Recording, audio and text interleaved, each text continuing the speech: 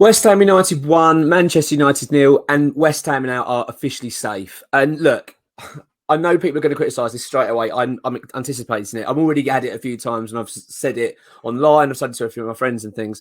Well, you're not mathematically safe yet. Don't keep saying that you're safe. We are safe, okay? I'm 100% convinced we are safe. We don't have to worry about relegation anymore. The reason I say that is because if for West Ham now to get relegated, you would need 3 teams below us to effectively do a great escape and win their last remaining fixtures. It's just not going to happen. It may happen with 1 team, maybe. And even that, I'm pretty doubtful that will happen. But you're asking for 3 teams. The likes of Leicester, who have, by the way, have just lost as I record this to Fulham again. So that's another defeat for them. You're asking the likes of Leicester, Everton, Nottingham Forest, all to win their remaining games for us now to get relegated. It's not going to happen. It's not. I'm telling you, it is not worth worrying about. West Ham United will be playing the Premier League next season, and we can all breathe a sigh of relief. And what a night! What a night for our club. I mean, it really was one of those evenings where it just made you proud to be West Ham, and especially after such a slog of a season, we've all been kind of looking towards the end of it. I mean, I'm especially been looking towards those games, thinking just get this done. But it was a lovely, lovely evening to be a fan, and so I'm just so proud, to be a West Ham fan last night. I'm really chuffed.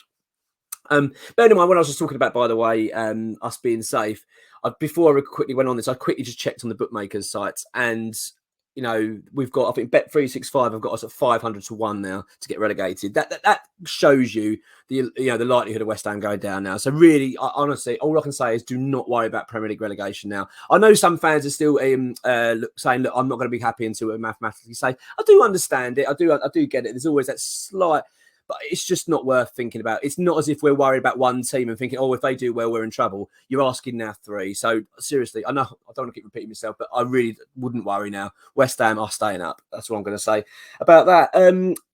But great performance, amazing night. I will quickly just talk about the game. I'm not going to go into walk through everything that happened in the match, but just want to sort of start with just a brief overview. I actually thought Manchester United started well. Look, the most dangerous side for the opening exchanges. Me and my dad were watching it, and we were saying, we were sort of tallying up the chances they had. I think they had sort of 5 or 6 pretty decent chances to start with. And I was starting to think, well, my words to him were, it's a matter of time. They're going to score. We've got to be careful here. You could sense Manchester United were going to get a goal.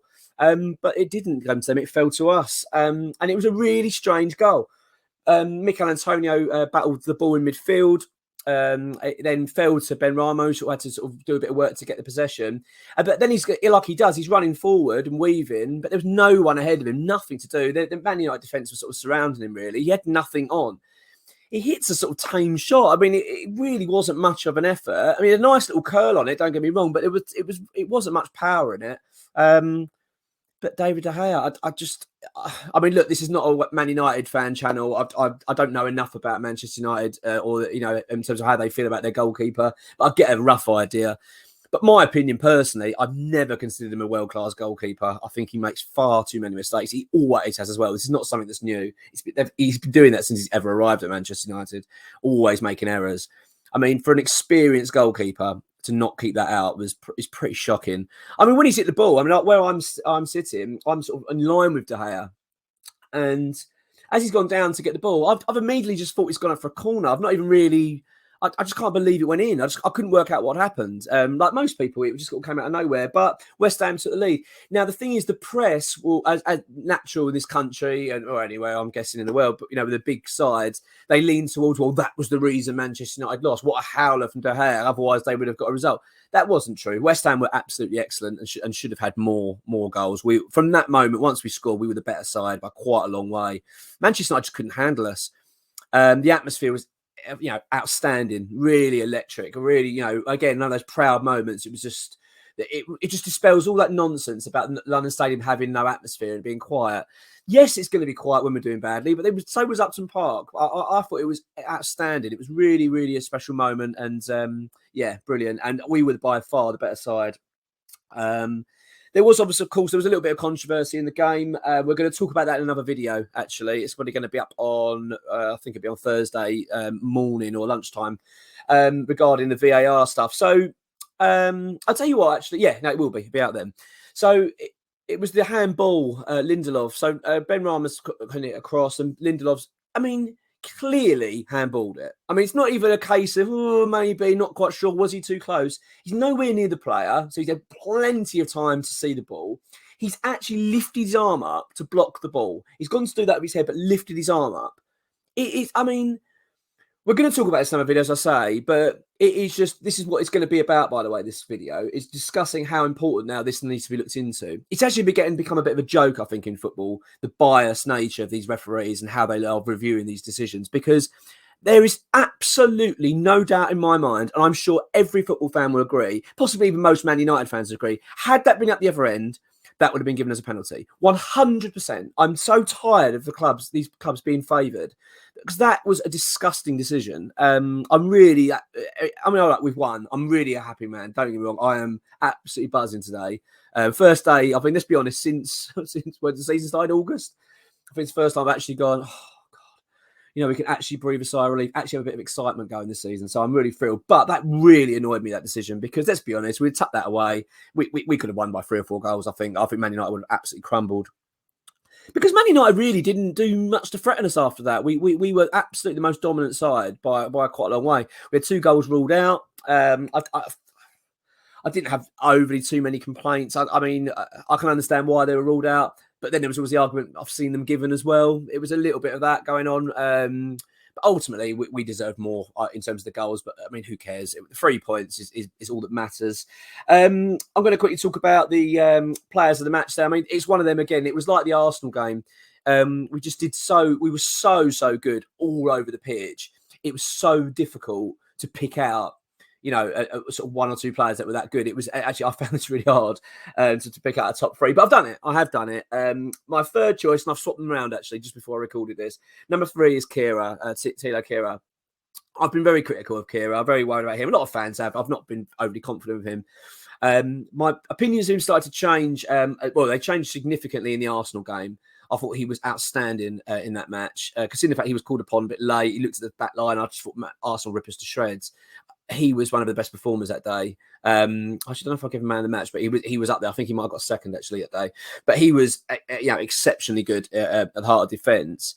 But then against Manchester United, he's back at right back, and that's notoriously a position we've seen him struggling.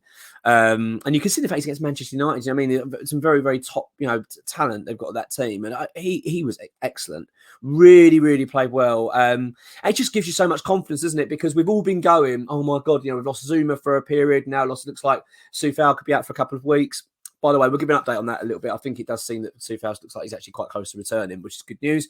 But it gives you so much comfort knowing that Kira now is starting to perform, and his confidence levels are rising. He was excellent. So I gave him number 3. He was number 2. I gave him number 3. I flipped it around only because Declan Rice got number 2. He was, again, I mean, how much more time do we have to keep praising Dec? I mean, losing Declan Rice this summer, if it happens, is going to be very, very painful. He is such a talent, and I don't really think some of the football would understand how good he is. I mean, they are obviously aware of him. There's no 2 ways about it, but he really is that good, isn't he? He's a wonderful, wonderful player, wonderful guy. I mean, you saw that video at the end where he's seen a young fan, when he gave him his shirt, and when he was hugging him, he was getting emotional, the fan and stuff, the young boy. Honestly, I couldn't speak highly enough of Declan Rice. I just think he's been a wonderful, wonderful player for West Ham. I really hope and pray there is a way that West Ham can sway him to stay a little bit longer. I don't hold out much hope.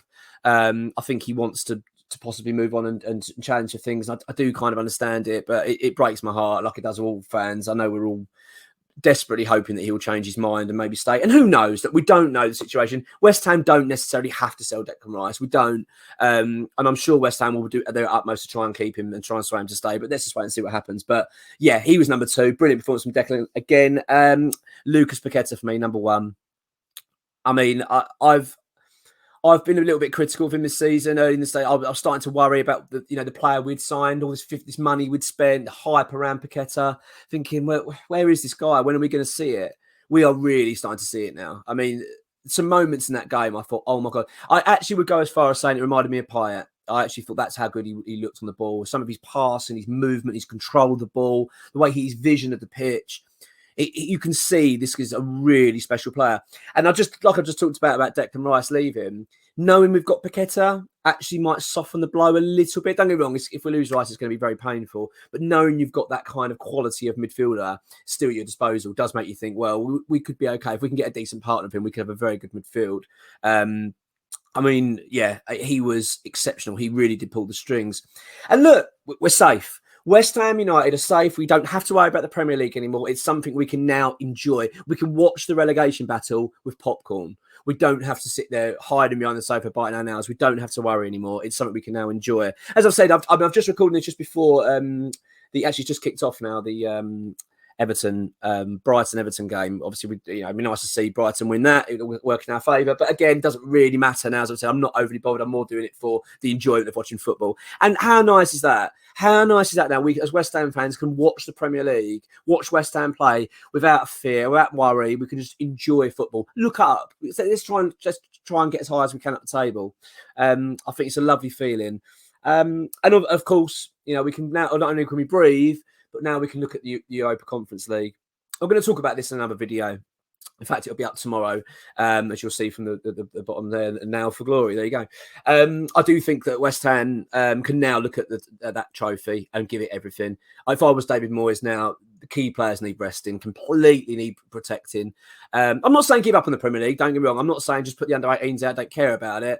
I would, we still want to do well. We still want to try and finish as high as we can. I get that, but ultimately now the players like your Rice, your Bowens, Antonio's now you've got to really protect those players because we can't afford any injuries going into this Conference League. And I mean, let's be honest, our towels are up. We're going into this Thursday semi-final first leg, and I'm absolutely buzzing. I think it's going to be electric there again. And I really fancy our chances. I mean, we'll do a preview before that'll be out on Wednesday for the semi-final first leg. Yeah, I mean, what can I say? It's just honestly been, apart from say when we had that week where we beat Arsenal, Bournemouth, and we did well in the I think it was Ghent, wasn't it, in the second leg. We won those 3 games, so it was a lovely feeling. But it was hard to be so relaxed because we still had the threat of relegation hanging over us. Now that's gone. I mean, honestly, I don't think I've slept so well. I mean, it's been brilliant. I'm absolutely thrilled. So, yeah, nothing more I can say really other than, brilliant. And on to the Europa. Come on, you Irons.